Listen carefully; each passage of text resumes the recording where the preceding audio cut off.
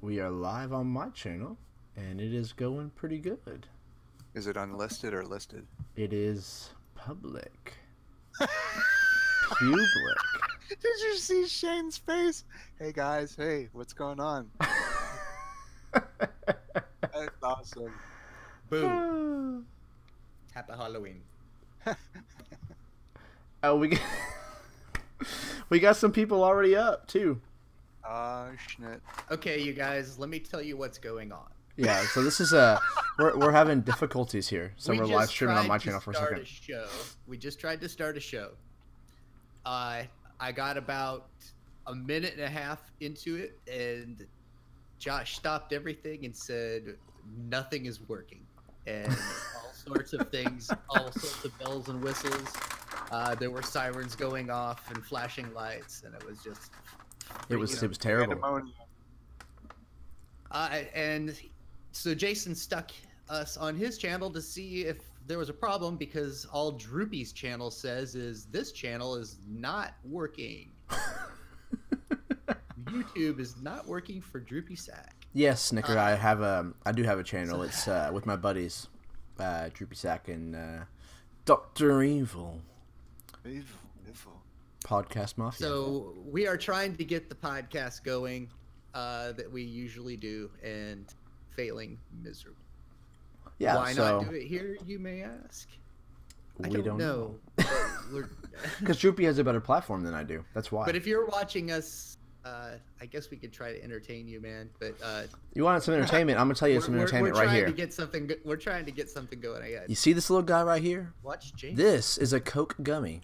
Never underestimate the power of a Coke gummy. It's a gummy and a Coke, and it's incredible. Quality entertainment. I'm sure the donations just came rolling in. Oh, this is what people come to see me for. Quality entertainment. I thought it was the BDSM that you... Thank you, Tesla. I appreciate that. Tesla. I'm not watching, so I can't. My boy. Can't chat. I got a subscriber.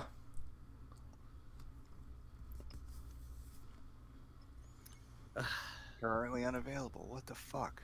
Droopy, you can't cuss on my channel, man. I was just gonna say we just got Jason. Wait a minute, you're not broadcasting the Discord. Yes, video. he is. Yeah. That's you're live. You're live, baby cakes. I didn't hear. It was an avatar.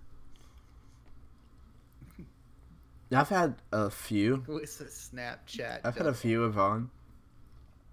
Maybe too many. I don't know. I feel the fake caffeine running through my veins. Yvonne, did you hear what I said? Did I explained what the hell is going on? Did she hear all that? If Yvonne's a big enough listener that I feel like I should tell her. Somebody tell her, please. I hate YouTube right now. YouTube has been very not good to us. Yvonne, I miss you. Sorry we haven't seen you in a while. What's up, chica? Yes, welcome.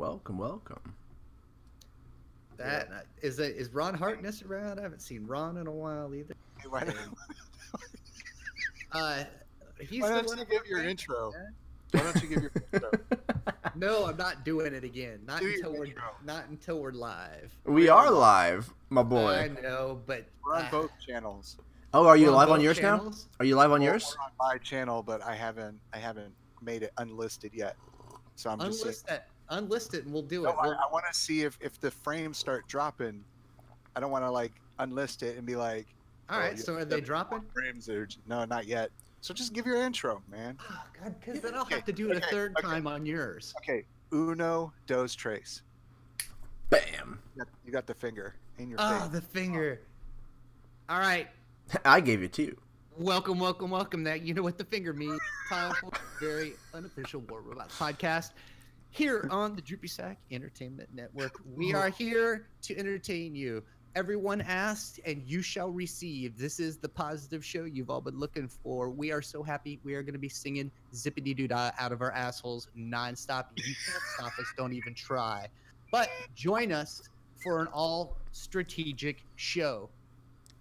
Nothing about the monetization of Pixonic. Nothing about the many currencies, and nothing about the fact that it's difficult if you're a new player, and we want you to stick around. So we're going to give you, hopefully, tips on how to be a better player. Boys, haven't seen you in a while.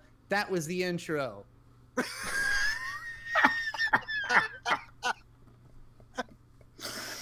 Have mercy. Zippity doo dah, the one movie, Briar Rabbit, that's the one movie Disney wants to forget. And I did that. That's the one movie Disney wants to forget. Guys, I did it all the first time, and they didn't hear it. I didn't listen. Bad. I got a cramp in my jaw. In my neck, my back. I struggled to listen. My wife was telling me a story, and then halfway through I realized I didn't know what was going on, and so I was like, "I'm sorry, can you start over? I don't know what's going on."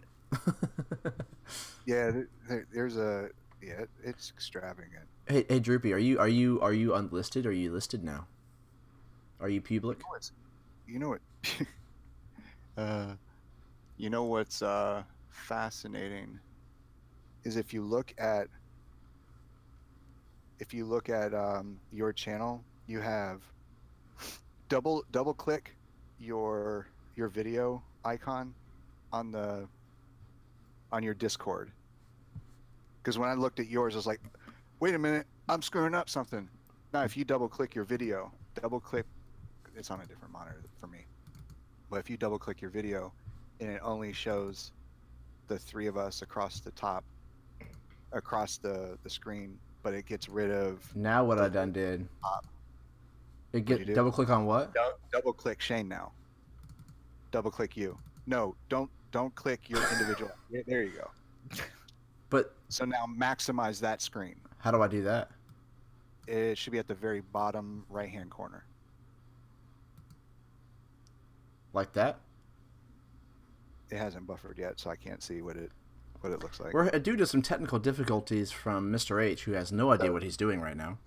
No, you'll see what I'm talking about. Oh, we disappeared. All right, so I'm not getting any frames lost, so I'm gonna make mine unlisted. Yeah, you're good. All Guys, right, so we are going to hop over to Droopy Sacks channel. We wanted to see if this would work, if YouTube was good and everything. So I do apologize for all the technical difficulties on my channel, but Droopy is going. I can keep mine open. I can for sure. For everyone that's showing up, go to the beginning. Hey, I'm gonna get my hat. I'm gonna do it again. Dude, it was beautiful the first time. Why are you gonna mess up the beauty? Is beauty not saying so? You gotta leave it as it is. You got me. I didn't want to do it the second time. Now you got me jacked. All right. I don't know about these video settings, man. I'm not so good with this stuff. All right, is the Droopy Sack upload then going? Yeah, it's going. All right. I found it. Well, I want to see the chat. So, hey, someday we're gonna act like we have a real show. Someday we're gonna have it together. Watch and pay attention to, and that we actually work at to make real. I'm sorry, everybody. It's just a mental break. It's Halloween. I'm very scared. Where did he go? Oh, sometime we're gonna get it back together. From the chat, and he's gone. All right. I had to get my hat. War Robots. Dick. It's pink. I haven't seen that one yet. Lols. I haven't seen that one yet. That's all right. It's actually you worn that one before? Oh, you're a conehead. Oh, she's a princess. Baby.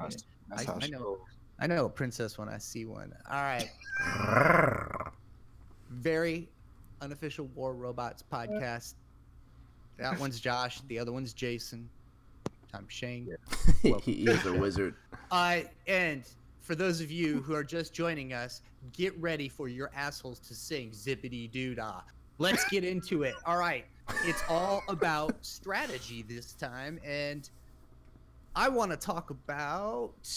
What the hell do I want to talk about? Oh, here we go. Let's talk about approach right off the bat. Dropping in. I don't want to talk about monetization. I don't want to talk about currencies. I want to talk about the grind. I want to talk about the fact that practically every player out there, except for the top of the food chain, the whales, you know who we're talking about, you're going to be up against, for the most part, competition that shall trounce you if given the chance, and their pure firepower is overwhelming. So, first of all, as Jason sips his wine so sweetly, it's nasty. And my princess makes sure that we're not dropping frames and we don't have to switch to Jason's channel. Let's go in. You drop in and you're approaching. Are you alone or are you with somebody? When you guys drop in, what do you guys head to a beacon first? Now, I'm going to assume for the most part we're talking beacons, unless you guys want to bring up another for instance. But if we're talking beacons, do you guys head for a beacon first? Do you guys evaluate, oh my gosh, everybody took off and no one went for the side beacon? Is that, that's the first thing I look for is, hey man, is everybody taking off towards a beacon? Like, especially to our home. Bell burner. Because you got to love it when nobody covers the beacon. I actually stopped doing that maybe 2 days ago. Okay, tell me about that, man. And we lost, and I got last place because no one else was going for beacons. Everyone was going for damage. Well, apparently, I didn't get the memo that damage trumps beacons. If you really want to play, this hat looks horrendous. I think if you actually don't want to lose league status, which in lose league status, you lose your crates and everything good. Which I'm like, man, I'm not going to lose my crates, man. I'm going for damage. So I even wanted to change my name to, what is it? I don't get beacons. Don't count on me to get beacons or something like that. That's funny. You could be the anti person, because the other guy there's a guy that says I've got beacons, or got your beacons or something like that. Yeah. Yeah. Oh yeah, gotcha. Oh man, gotcha. And he goes by 6 different monikers depending on Discord or. Does he really? It's always fun to try to get a hold of Gotcha and talk to the right person. Yeah, but it's hard to get beacons now because everyone's going right in towards center, and you can tell the temperature is everyone's going for damage. Yeah, I go center. I feel bad, but I go center. Okay, Jason. It's been a while, and a lot has happened in the meantime. But you used to specifically drop in your Lancelot because it was slower. You didn't rush to a beacon, I guess, is the strategy. You dropped in your big bad slow boy. Right. What do you drop in with now? Is it map specific? No, it can be. Usually I drop in into the Bulgasari, and that is kind of along the same guidelines as well. It's the bigger defensive dude, and my thought process is to try and usually go for center with it because I have Scourges on it, and see if I can either get center or help my team hold center. And by having a thicker bot, a bot that has a shield, a bot that has good health, can hold it for a little while until my team establishes a good map presence, I guess you could say. Like a flank. Mm-hmm. Flanking, you need flank. Depending on match, Yamato, you gotta wait for that. I tell you, I took out my Falcon a couple of days ago. My Falcon Dragoon with a Glory on it, and I put in my Griffin with Columbus and Pins, and that's the other bot that I drop in first with. I like to drop in your at least, Griffin. Yeah, I like to drop in with some decent range. So my Raven's level 1, so I'm not. You might as well use that Griffin while you can, because pretty soon it's not gonna make it worth spit. They said that when they said that in the Lancelot days, and here I am, still using the Griffin. I'm glad you're being successful with it. Really, 2.5 years later, after. But what's has it been that long? About that, Jason? Dang. Is when you were talking about going into center and you're trying to protect center and hold center for as long as you can with the bot that has the HP and it has the shield. What's fascinating is that if that one time that you go in and you say, you know what, I'm going to try this different strategy. I'm going to go into center. I'm going to kind of hang off to the side, and I'm going to use some barriers between myself and whoever it is that's trying to go into center. I'm going to hold it as long as I can in this position and fight the people that ends up coming into my left, my right, or behind me, or above me. That strategy works, and you're like, you know what, I'm going to do the same thing again with the same build every single time. And what's funny is that mindset gets you almost like a setup for failure the next match, because the next match, instead of having all energy weapons, you have all rockets. So you're having to dash splash. And so the whole strategy of going behind barriers, having a barrier between you and the people that are trying to rush in the center, and protecting your left and your right and above you and behind you, doesn't work out too well. Your bot goes bye-bye. So you know what? I'm going to do that same strategy next time. And then next time you get energy weapons, or you get all hell burners because you go against 1%, or Omega, or whoever. You know There's what I mean? quite a few variables. I mean, There really is. You can't pick one strategy, one bot, and drop every time. It's hard. And just be like perfect with it. I mean, you can go at it with a basic strategy because either of the map or the game mode that you've chosen. But let's talk about the next step then. Is so you've dropped in with whatever you've decided for whatever reason. You've got to know how much firepower you're packing, unless you're in a Hellburn or something like that. But you got to know the math, and you've got to do it quickly. And as you're approaching, are you with somebody? If you're all by yourself, you've got to assess whether or not you should engage a target, because if you need to engage because of the gameplay is dictating that you be aggressive, then so be it, and you have to do your best. You have to get them to try, you either bait them, you have to do whatever, or you just have to put on your helmet and say, stick me in, coach, run into the brick wall and do as much damage as you can before he takes you out, she. There be. And I would say that assess your target while looking at your approach path, because if you've learned anything from this new map, is that your approach path to a lot of these, especially Center Beacon, is vulnerable to a lot of 600-meter weapons from a lot of very precarious locations, my friends. Stuff you gotta watch out for.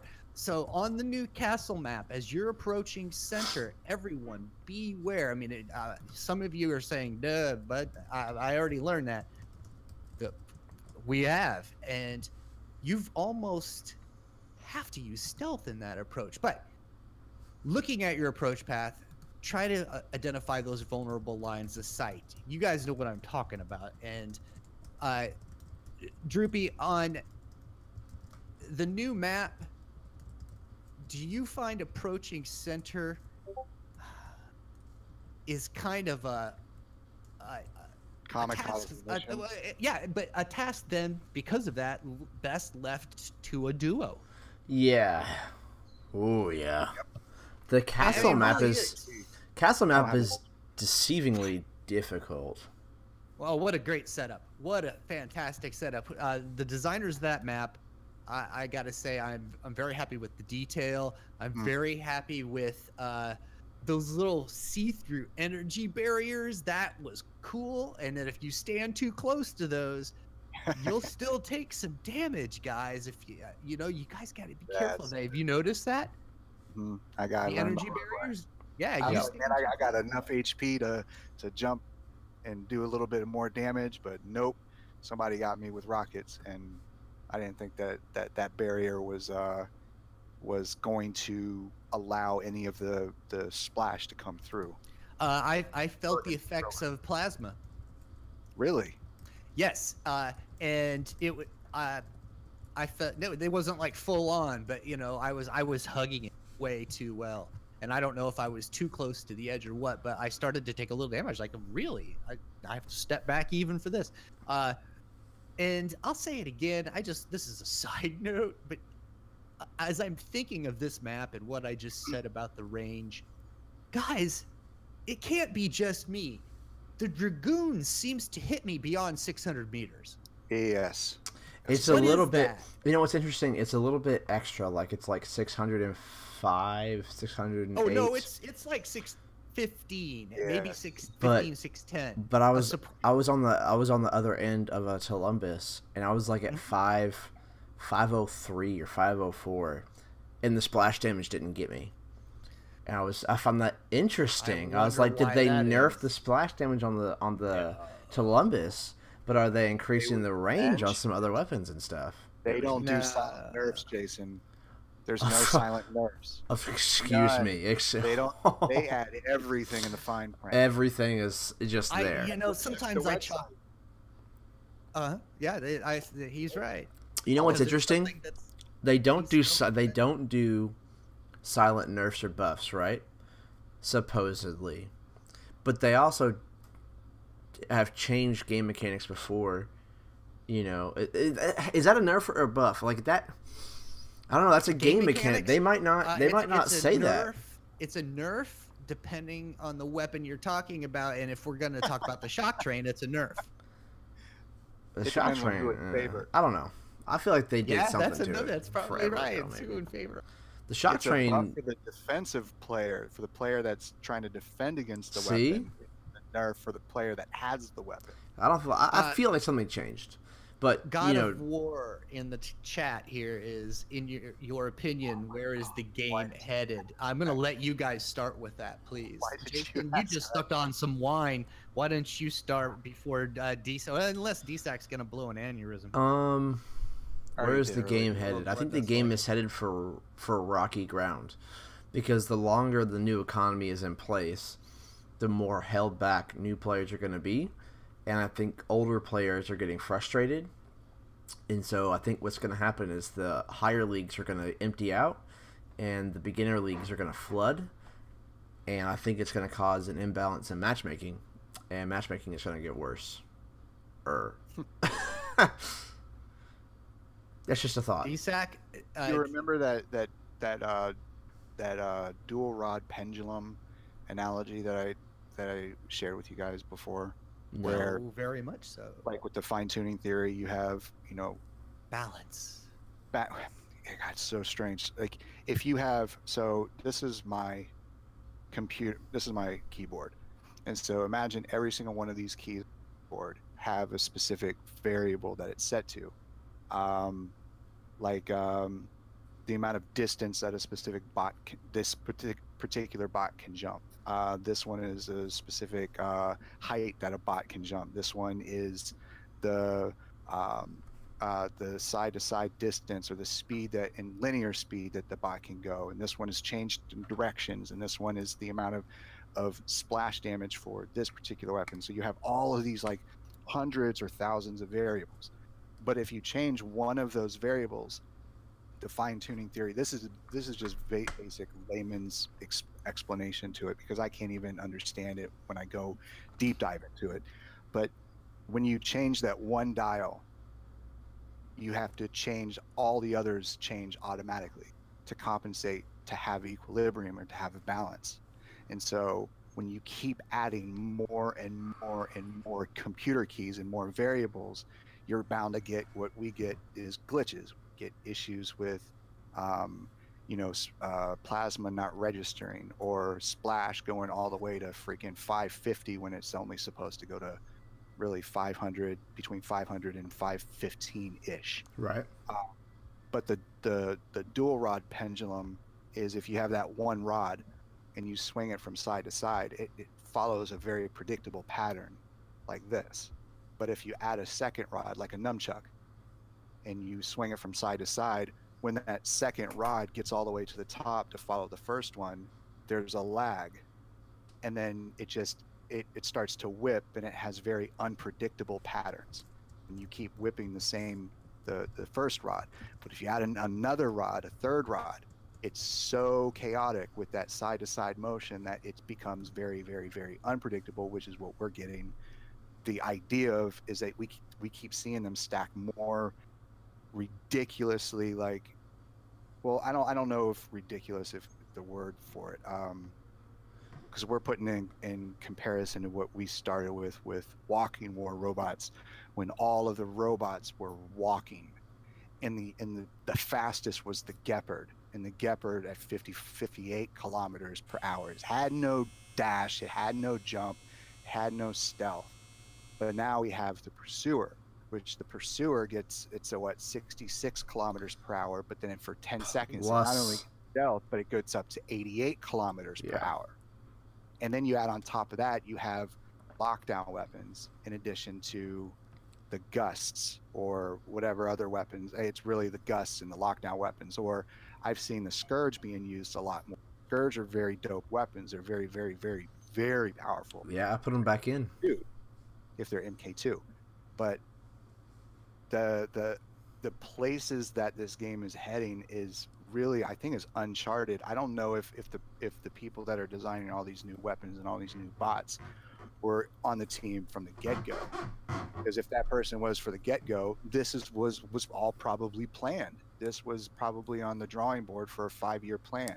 They're going to get the game from being walking war robots to freaking Starship Trooper war robots, you know, where the bots can just disappear like the freaking portals, like in like portals and transport to the other side of the map. I don't know, but it's going to go through a big shift. I think all this was planned after Male RU bought Pixonic.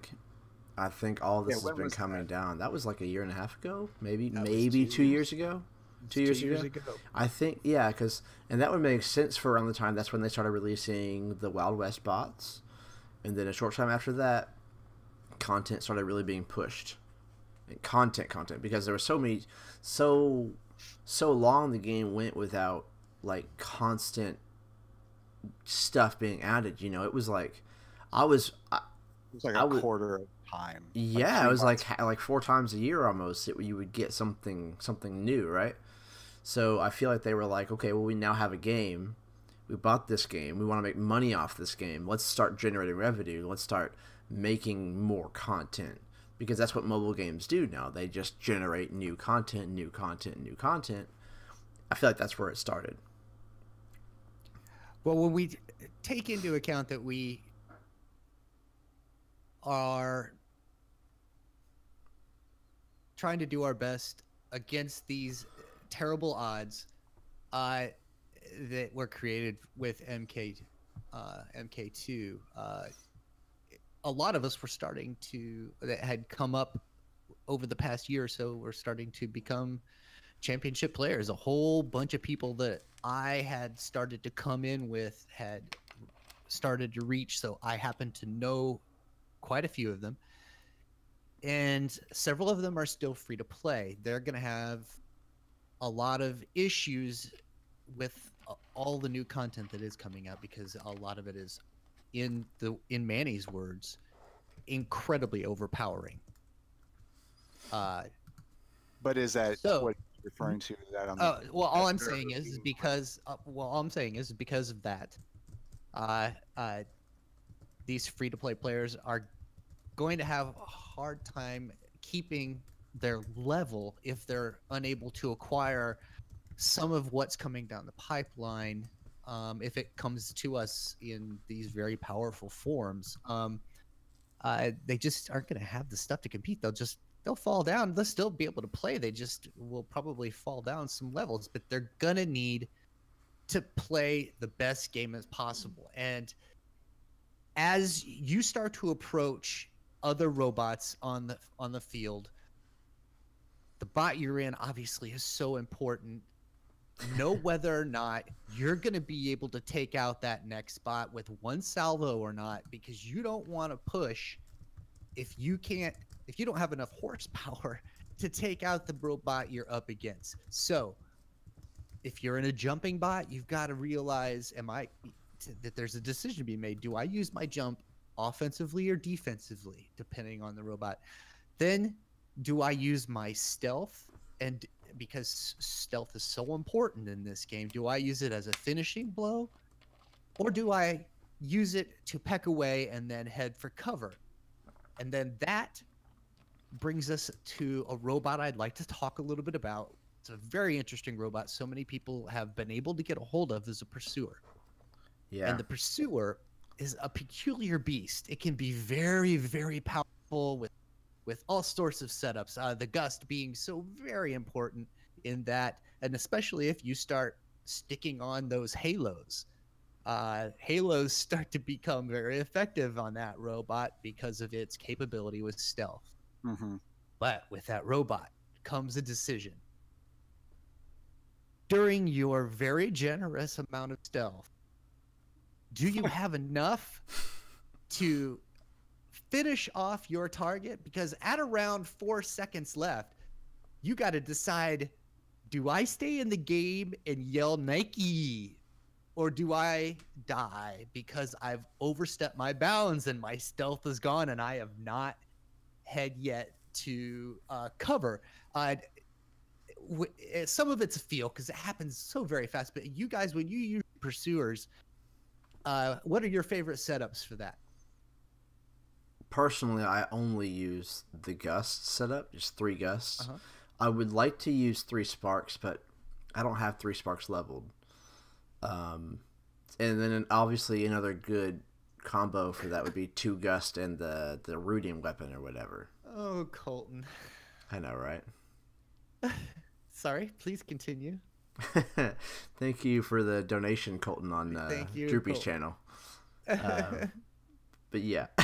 by the way, that man, as you saw earlier, we still are not having the best of luck with our equipment, and I'm not going to try to get a guest on here until I know. I was hoping tonight's show would go flawlessly, so that I could have Blitherin on next week if he was available, because I wanted to make sure it didn't just shut off and we had a guest. Yeah. But Blith, you're still on my list. We just I want to make sure we know what we're doing.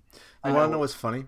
I was live streaming. I think I was live streaming yesterday. I think it was, and Blitherin hopped on my live stream, and then he hopped off and hopped into a game, and we wound up in a game together on my live stream. He kicked my butt in that game, and then came back. You know, he got on just to kick your ass. I would. It was great. It's great.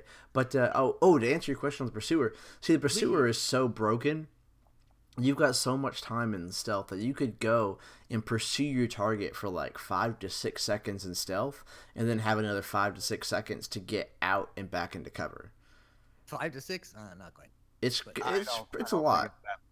Well, you got 5. It's like a 10-second stealth. You got 5 seconds to like pursue your opponent, and then 5 seconds to get back. You're talking about you're facing people that are in Gold League. I'm not in Gold League. Or people that are only in Griffin. But what I mean, Ravens. What I mean by that is, like, you don't have to go for the kill in the pursuer. That's not necessarily the point. You can wound them. Something you must decide upon, because you've got the rest of that time. You've got the rest of that time to get out. Yeah. I don't think that way. 9 seconds of stealth. Okay, fine. Okay, so when I was in the army, when we were preparing to go to Afghanistan, we had to go through. It was almost every week. It was probably like maybe, let's say, every other week. We had to spend 4 or 5 days out at this mock city. And this mock city was in Fayetteville, or it's in Fort Bragg, North Carolina. And we jump in at like 1 o'clock in the morning, 0 illuminability. We don our nods. We can see night. We all bright green, right? And we walked up onto the city. We had to sneak up on the city, and we had to take it over. And we had to go from room to room. We had to clear the room. We had to feel the inside of the doorways for, booby traps, right? And this is what stealth, the pursuer, actually any bot that has stealth, this is what it's like. When you have your firearm, you're coming through the room and picking your zone of where you're going to fire. If you walked in like a noob,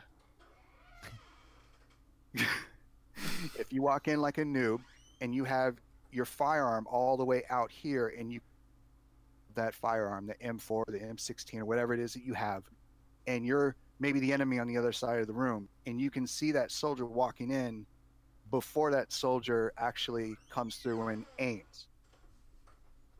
That's equivalent to hitting the stealth when you're still behind cover, when you haven't decided if you're going to go to the beacon or take that kill or whatever, and you've wasted the first 2 seconds maybe of your stealth.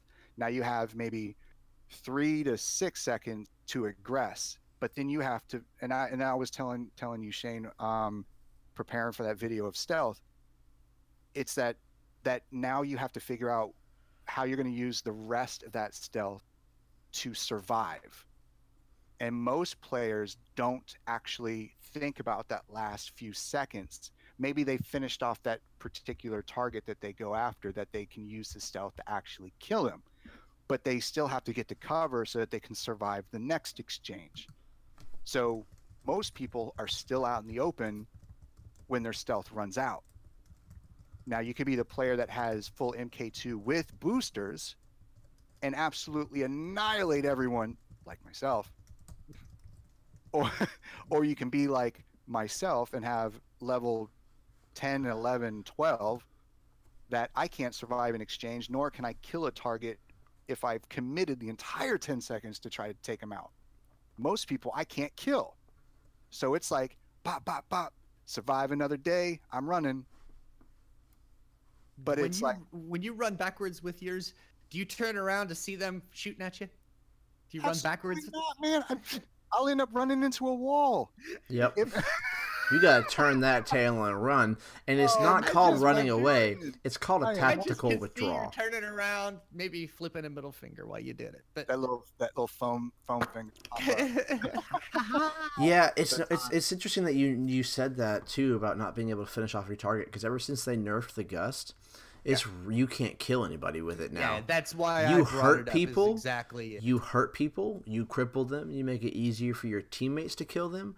But that's why I'm saying you go in, you damage, and then you get out, because you can't kill them nowadays. You can't. Yeah. Well, as we said in the beginning, you do them, and I mean, if they're obviously you're probably referring to them being full health, but if you know you've got a tactical advantage, that's when you can get aggressive with it. When you know I've got enough in the tank, they've got half-life, whatever it is, I know I can take this guy out. Then you can get aggressive with it, which on that castle map is extremely important. It's just such a well laid out map as far as I am considered. Hey, Giga, what's up, buddy? Nice to see Dave around. I've seen several others I probably should say hi to. Somebody gave us a nice donation earlier too, and I missed it. Damn it. So thank you.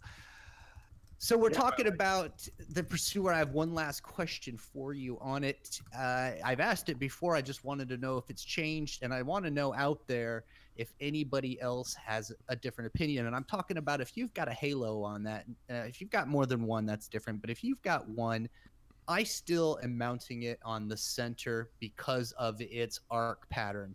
I am a terrible aimer with it, with the gusts. If I have to lead my target, or if it's on the side, I just don't hit with the gusts as well when I try to lead because it's on the side, and I don't corner shoot with it as much as probably I should. But guys, where are you putting yours if you're using one? Your Halo? I don't have one. Oh, I thought you did. Josh, when I got a glory. I'm in the center. Yeah. Because when I'm actually a lot more choosy of who I go after, because now I know what specific people are in and what my weaknesses are. And my weaknesses is not being the type of offensive player that can cause a lot of damage for a long period of time. Mm-hmm. I can't even do a lot of damage for a short amount. So I use my You're so Halo. full of crap.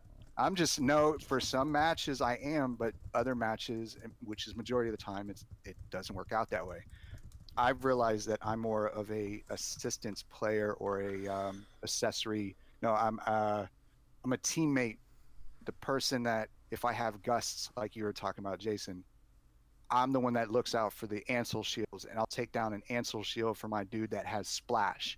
Yeah. Because I can tell my guy with splash is hesitant to take out that full that Ancelot to take down the Ansel shield, because now he's going to be left vulnerable. He's not going to have enough salvo to actually do anything more than just keep taking down an Ansel shield. Yeah. So I'm going to take Ansel shield down and then move on to the next target, because I know that my guy with the splash is going to be able to cause a lot of damage to Ancelot, or with the Haiichi or something else, that especially the Hellburners and stuff. I'm going to try to get with somebody who has splash. I'm not going to pair myself with someone who has plasma or some type of energy weapon, because he can handle himself. He can take down a lot of the guy's shield himself. I'm going to pair myself up with somebody and try to protect his 6 that has the splash or has some kinetic weapon. I'm real interested to see. Well, once there are more of them out there, more Halos? as example, yeah, lockdowns. But we'll take the Halo. Say once you get 2, and you're going to put it on this weapon, then obviously you put them on the sides to get that arc to cover, and that's when you start to really have a lockdown weapon for multiple robots. I mean, I know you could do it otherwise, but it's a lot easier when that arc pattern is that wide. But then I'm real curious what type of destructive power that's going to have. You've got to get real close with a Halo for it to have the same kind of pump that a Gust can usually deliver. I'm not looking to cause damage. I'm looking to just lock the person down. Yeah. Well, because once you lock them down, you can damage them easier with the Gusts or whatever. So they do go down easier anyway. So with that in mind, you get a hold of your second Halo, and let's say you even got the funds to level it. Do you leave it off? What do you mean? Do you not put 2 of them on if you have 2? Man. No, you need to bring you need to bring more than just a brick to take out Debo. You need to have as much of, like, let's say, why you think you've been seeing a lot more of hybrid builds, because the lockdown weapons are not like, every once in a while you'll see onesies and a Bulgasari with 3 of them, or a Spectre with 4 of them, but most of the time you're going to see 1, and it's on that select spot, and then that person does that select fire until they lock down that person, and then unleash that salvo of whatever it is that they have on that particular bot. Like, I've seen a lockdown weapon on every single bot in a 5-person hangar and they have regular Joe Schmo bots in there that everyone else has, but they have that one lockdown weapon to help give them the advantage, and they're sacrificing the rest of their salvo that they would have been doing more damage with for that ability to lock that person down. Are they doing it for selfish reasons? I don't know. Are they doing it? I don't mean to interrupt, but I really do feel like the rooting weapons are more for your teammates. You root them, and then your teammates can come in and finish them off. Because that rooting weapon, it does a lot of damage. It shouldn't do a lot of damage, but it shouldn't really do much damage at all, because it should be a support weapon. If the rooting ability is like supremely powerful, therefore it should be a support weapon. Shouldn't hardly do any damage. Should root them so your teammates can come in and kill them. Would that presuppose that part of the algorithm is taking into account the person that you're shooting is nowhere close in proximity to you actually engaging offensively? You're just taking your rooting weapon to lock them down, and then going quickly onto the next target that's closest to you, knowing that you just locked that person down for the person that your teammate is about to take out. That would also presuppose that you are using your Gusts to take down Ansel shields for your teammates, for your teammate to take their salvo of splash or kinetic to take that person out. But would the algorithm take that into account, Shane? Well, consider this. Our fastest robots, all with lockdown combinations.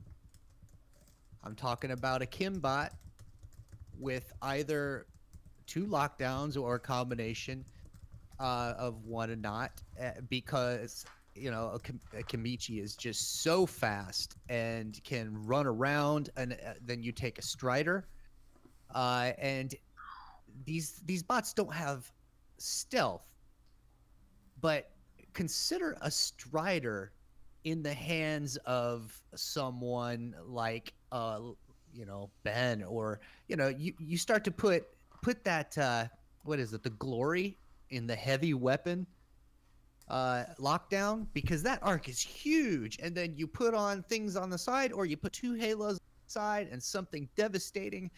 The combinations for some of our fastest robots got a little interesting when you start to talk about these mixtures in which you're talking about. right now it's not an easy order to start to put together things like that, but eventually we are all going to see glories, because I don't see very many of the glory, the heavy part, but we're going to start to see those. Our opinions might start to change a little bit. I really am interested to see how that pans out. Are you still a bit reluctant? Is it because, with stealth, are you reluctant to get more because of con and so forth? But your minds may change once you start to get, taken down by different combinations than just having one. So I'll be interested to see if 2 or 3 become the the go-to for certain robots with like speed and so forth, and a strider with a heavy one and 2 lights, and it's like, wow, really something to think about. But talking a heavy and 2 lights and the rooting weapon and a couple of other things, but I'd like to bring up the rise of the Mercury. Well, can I say one thing? Can I say one more thing about the pursuer? But not the pursuer, the rooting weapons and stuff. Sorry. No, that's all right. I was gonna add the so please, okay. Same thing. It just came up to me. It came on, an idea, you could say, that... Well, that's why we do this. Indeed. I would have loved to have seen the rooting mechanic, not in a weapon, but as an ability for a robot that would potentially lay mines with a minefield type pattern.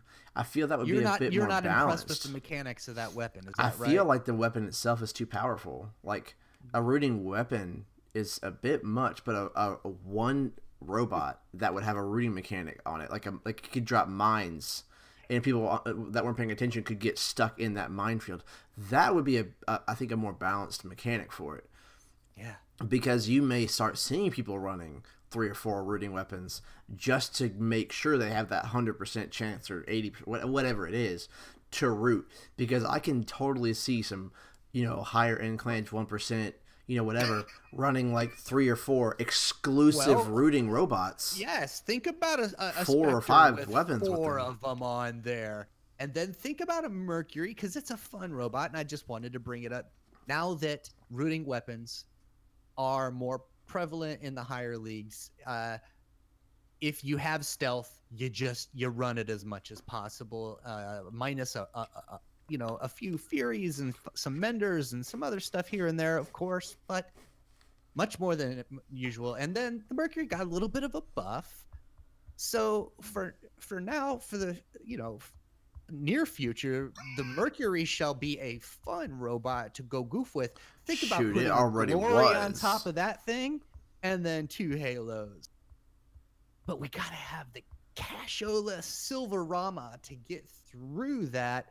It might be a while, but I like the idea of it. I just hope not everybody else gets a hold of the damn thing and just wastes my ass with it before I get a chance to ever see the light of day with that. That's a mean combo. A lockdown Mercury. Yeah, and the Mercury's a tough one. I would like the jump just a little bit bigger, so that a little longer, so that the jump and attack is just a little bit more pronounced. Like, here he comes, it's like, whoa, because he's the only robot that can land and make that big splash. I'd kind of love it if his jump was, one of the biggest jumps, so that you could really take advantage of that more.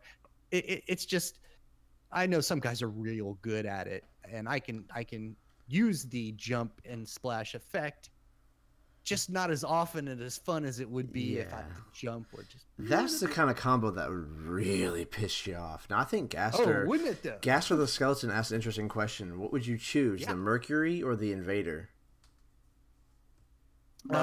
Future questions like that's that's a tough one, man. It is, and I think what it comes down to is how how the suppression bots really what they look like when the game starts being flooded with them. That's when we'll really be able to tell. Are you guys looking at the chat on Jason's? I can only see the chat on Droopy's. Are they talking on Jason's too? Because if you guys are talking on Jason's, sorry, I can't see it. I can read them. I have mine pulled up and Droopy's Okay. pulled up on my phone. All right, fly. All right, I'll take that.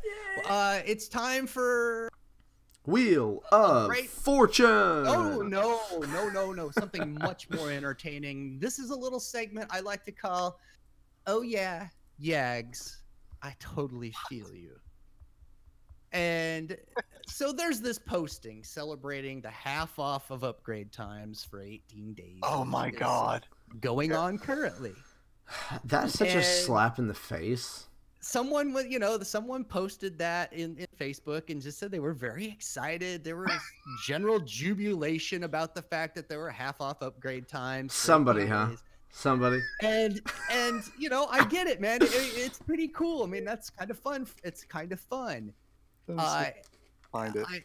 And if you're gonna do it, everybody, let's just say start with the little stuff. And I'll get to you, Jason. But there was, all except for the voice of reason, who chimed in, and thy name is Alex, father of Noah, keeper of the iron scrolls of wisdom, imparted him by the Ancient One, creator of the iron, the abbot of Norse himself, the patriarch, life giver to all that is iron and her legion of minions. Let your logic span the realms of all existence, mighty Yags, for today, tomorrow, and beyond infinity. What about the silver, kids? That is my man, Alex. That's great. But as soon as you start to kick in some of these you guys feel me on this? I think it was probably the lowest blow they've done in a really long time. I think they expected it to go over really, really well.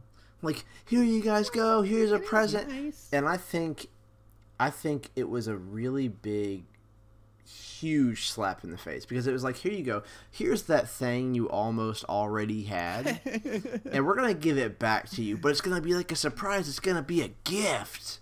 Well, it's like the days. Yeah, and but it's gonna cost like the same, iPhone, dude. It's like, really, it's the most expensive thing out there, and you want one, but you can't. It's not gonna be any cheaper, but you can get it 2 times faster. Great, fantastic. They should have given us both. I mean, I'm asking.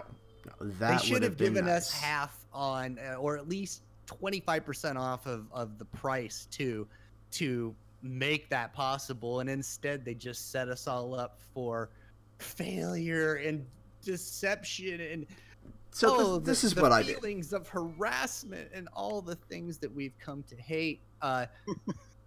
This is what I did. We just end up buying more silver anyway. And pushing them. This is what I did. Regret. So I am upgrading all of my old stuff, my Orkans, my Terrans, anything that's pre 2.0 or whatever, so that it basically is half off silver, number one. And number two, I can finally, it's like I'm not going to spend half a year upgrading my hangar for it. I can actually get some of this stuff up to MK2 relatively quickly, you know what I mean? Because, hold on, sorry guys, 1 second. That's all right, Daddy. Joshua, you're right. You run out of silver so quick. It's nice. It was cool, but they should have made it a little bit more, I guess, obtainable by being able to support it with silver. And you ask anybody from Pixar, I'm sure they'll say, hey, man, just play the game and earn that silver. And yeah, cool. You're probably right. I should probably shut up, play the game, and earn that silver. It just would have been nice if they would have given us a little break on the silver too, because I tell you, that little individual sale that pops up for silver, where it gives you 10% off silver for $10, give me a break. That ain't gonna fly. That's just. But do you think that the mindset would be okay? So, I think that at least they're giving us something. Yeah, that's cool. Okay. But I got no silver. But.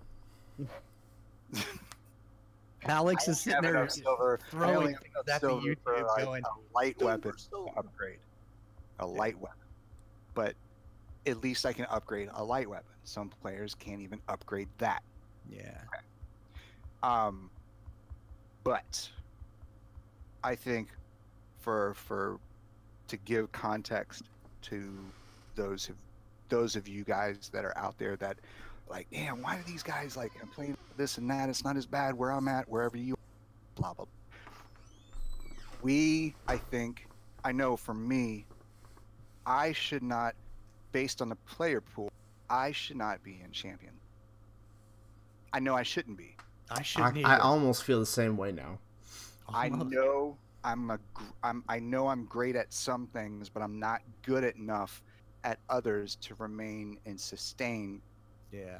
growing in a division, a measurement that categorizes players based on skill, not based on hanger strength.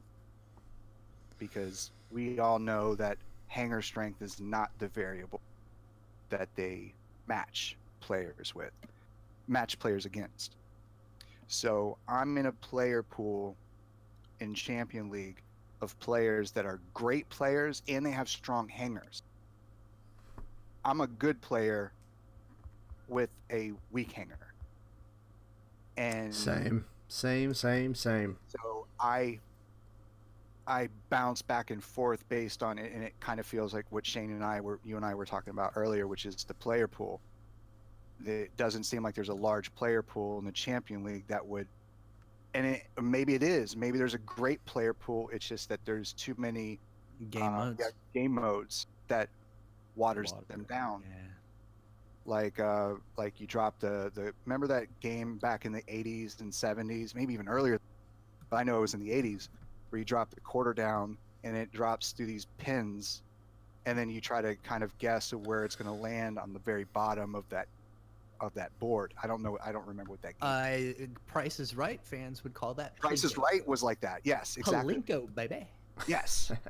So wherever it lands, there's where you land. But Yeah. If there were less of an option, there would be more players to choose from. Like if they had Legend League was the legend players. They were the great players of skill and the strong hangers. Instead, you get really good players, but with weak hangers. You get good players with weak hangers. You have horrible players with strong hangers. And they're all kind of meshed together. Yeah. And then great players with the strong hangers end up on top. Oh yeah. Good players with the weak hangers at the bottom, and then they end up losing the trophies, losing the silver, and then they kind of teeter-totter around that Master and Champion League. And then when they get punished at the end for the trophies or going for beacons, what we were talking about earlier, they go for beacons, they put beacons as priority, and they get dropped down to the very bottom of the losing match, which some matches don't even make sense. Like you work your ass off, so does everyone on your team. It's just you still lose, or you didn't even try. Neither did anyone else on your team, but you still won. Yeah, Tesla said it best too. Tesla's like he said he hates it when he does like when he has like a really good game, and he said, well, direct quote, I hate when I do really good in a battle and then when it comes to the final score I only scored 500,000. And I found like I have that problem all the time. Like I feel like I did really good, and then my 500,000 was like the bottom of the barrel. You know, to go with your like good playing or bad hanger, you know, it just sucks. Mm-hmm. And that's when you start to think. That's when Shane, you were bringing up lockdown weapons, and Jason, you were kind of addressing, your playing style and whatnot. When the lockdown weapons first came out, the analogy that I had in my head of when I describe it to people was, you and I were in a slap boxing match. We're going to show skill. I know how to fight. I know how to throw hands. I used to fight in the army. I used to box in the streets. We used to fight for money. That's what we did. But I thought we were slap boxing. Why did you just throw a closed fist? So that lockdown weapon is now closed fist, but I am having to wear 16-ounce gloves because I can't survive, not only because I can't run if I get locked down. I'm trying to survive splash from MK2 with my level 11 Raven or my level 11 Spectre or whatever it is. I'm relying on my ability to run, to hide, for that exchange, so that I can get my bearings and figure out where I'm at. When I get locked down, I can't run anymore. I'm not complaining about the lockdowns because I have lockdown weapons.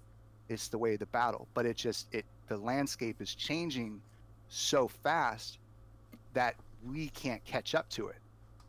So Not with the current upgrade cycle time. That's with the upgrade cycle times. Great addition to that. Yeah. I feel like, using your own analogy, that MK2 is like putting bronze knuckles underneath your boxing gloves. It's true. I think it's like a kick right to the gimme, and they hit both the left and the right mommy and daddy at the same time with a really wide foot. Have mercy, have mercy, have mercy. I do. We do have to get out of here soon. We've been on for over an hour, or about an hour now, so we'll have to start to find our exit soon. But I have one last subject I would like to acknowledge, and before we even get to that, I wanted to bring up that. Let's see. We have, there we go. I found it. I really wanted to kind of acknowledge a shift in power, which I think we need to give kudos to the likes of several clans that, since the summertime especially, have cemented themselves amongst the likes of Stoned Raiders, Vox, Vice, Iron, ProStars, Soviets, Nemesis, Heat, Red, to name just a few. I'd like to obviously congratulate 1% on their very fast rise. They are actually birthed from Nemesis with many a good player, so it's kind of like trading Gretzky to the Kings in some way. I mean, you're getting a lot of great players, you're going to have a great team. Another one I'd like to talk about real quickly would be Omega. Omega, you have cemented yourselves as a feared clan. You've always been solid, but you are there amongst the likes of the best.